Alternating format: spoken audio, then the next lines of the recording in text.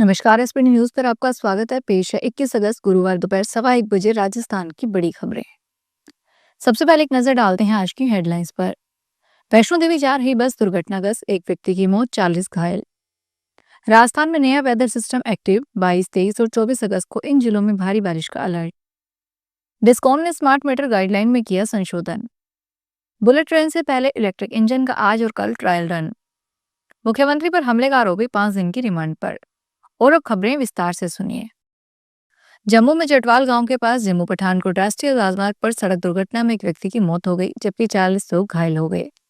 बस का टायर फटने के कारण बस ने नियंत्रण खो दिया और पुल से 30 फीट नीचे गिर गई। यह बस कठुआ से कटरा जा रही थी। एक पीड़ित ने बताया, जिस समय यह दुर्घटना हुई उस समय हम अमरोहा से आ रहे थे और वैष्णो देवी की ओर जा रहे थे। नया वेदर सिस्टम एक्टिवेट होने से राजस्थान में एक बार फिर बारिश का दौर शुरू हो चुका है। मौसम विभाग ने भी 24 अगस्त तक प्रदेश के कई जिलों में भारी बारिश का अलर्ट जारी किया है। मौसम केंद्र जयपुर की माने तो आज प्रदेश के 28 जिलों में बारिश की संभावना है। मौसम विभाग ने आज प्रदेश के 28 जिलों में बारिश का येलो अलर्ट जारी किया है। मौसम विभाग की माने तो बांसवाड़ा, झालावाड़, प्रतापगढ़ में भारी बारिश की संभावना है। वर्तमान में मानसून ट्रफ लाइन गुजरात के नालिया, वल्लभ, विद्यानगर, मध्य प्रदेश के बैतूल, मंडला होते हुए ओडिशा, बंगाल की खाड़ी से गुजर रही है। ऐसे में राजस्थान के दक्षिणी पश्चिमी जिलों में अगले 3 दिन तक बारिश का दौर जारी रहेगा। स्मार्ट मीटर लगाने वाली अनुबंधित कंपनी की लापरवाही के चलते जयपुर डिस्कॉम को मीटर लगाने की गाइडलाइन बदलनी पड़ी है। डिस्कॉम ने गाइडलाइन में बदलाव कर साफ किया है कि नए कनेक्शन और खराब मीटर बदलने में अब स्मार्ट मीटर की अनिवार्यता नहीं होगी। जरूरत पड़ने पर मौजूदा मीटर भी लगाए जा सकेंगे। डिस्कॉम के अनुसार स्मार्ट मीटर की कमी और लगाने में देरी की वजह से नए कनेक्शन जारी करने और खराब मीटर बदलने का काम अटक रहा है। जयपुर जिले में सांबर झील के पास बने देश के पहले हाई स्पीड टेस्ट ट्रैक पर आज से रेलवे का दूसरा सबसे ताकतवर 9 हॉर्स पावर का इंजन दौड़ेगा। 2 दिन तक इस इंजन के पहले फेज का ट्रायल रन होगा। इस संबंध में गुजरात के दाहोद कारखाने के मुख्य प्रबंधक मनीष कुमार गोयल ने बताया कि देश में पहली बार इतनी क्षमता वाले इंजन का ट्रायल हो रहा है। इस इंजन को बुधवार को दाहोद से रवाना किया गया। इसका ट्रायल आज और कल किया जाएगा। दिल्ली की मुख्यमंत्री रेखा गुप्ता पर बुधवार को जनसुनवाई के दौरान हमले के आरोपी राजेश भाई खिमची को दिल्ली पुलिस ने देर रात 30 हजारी कोर्ट के ड्यूटी मजिस्ट्रेट के समक्ष पेश किया। पुलिस ने आरोपित की 7 दिन की कस्टडी की मांग की है। कोर्ट ने आरोपित को 5 दिन की पुलिस हिरासत में भेज दिया। अब पुलिस आरोपित के मामले में जुड़े विभिन्न पहलू पर पूछताछ करेगी।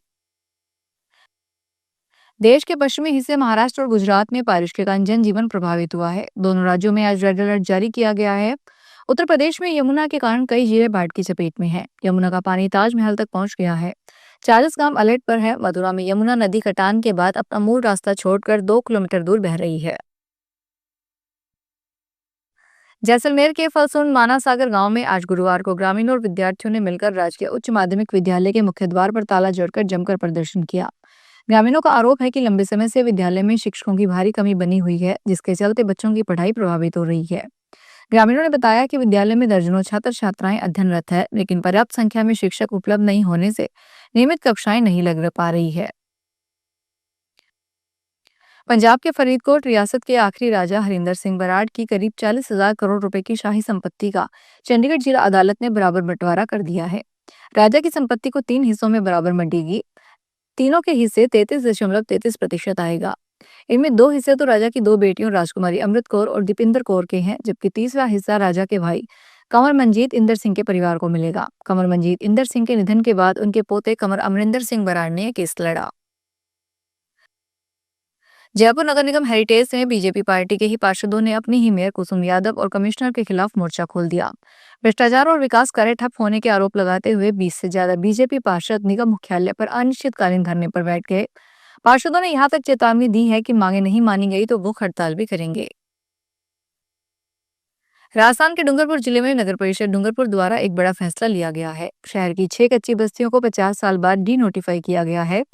शहर की पातेला, अंबा माता, बांसद्वारा कॉलोनी, कालिका माता घाटी, रामपुर, नवा डेरा और विजयगंज कॉलोनी के डी नोटिफाई आदेश जारी किए गए हैं। इन आदेशों के तहत अब इन कॉलोनी और मोहल्लों में रहने वाले सभी लोग नगर परिषद और राज्य सरकार के विभिन्न योजनाओं का लाभ उठा सकेंगे। यमुना की सफाई के काम में तेजी लाने के लिए केंद्रीय जल आयोग और दिल्ली व हरियाणा के अधिकारियों की संयुक्त समिति गठित की जाएगी।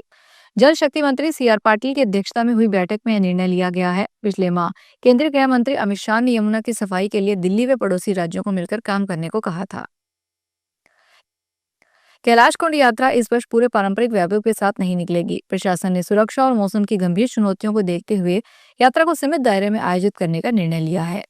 इस बार यात्रा में सिर्फ चेले, बंजतरे और सहायक स्टाफ ही भाग ले सकेंगे। आम श्रद्धालुओं, महिलाओं, पुरुषों और बच्चों और बुजुर्गों को यात्रा में शामिल होने की अनुमति नहीं होगी। यह कदम किश्तवाड़ और कठुआ में हाल ही में हुई बादल फटने की घटनाओं और मौसम विभाग की चेतावनियों को ध्यान में रखते हुए उठाया गया है। फिलहाल इस बुलेटिन में इतना ही, फिर हाजिर होंगे बड़ी खबरों के साथ।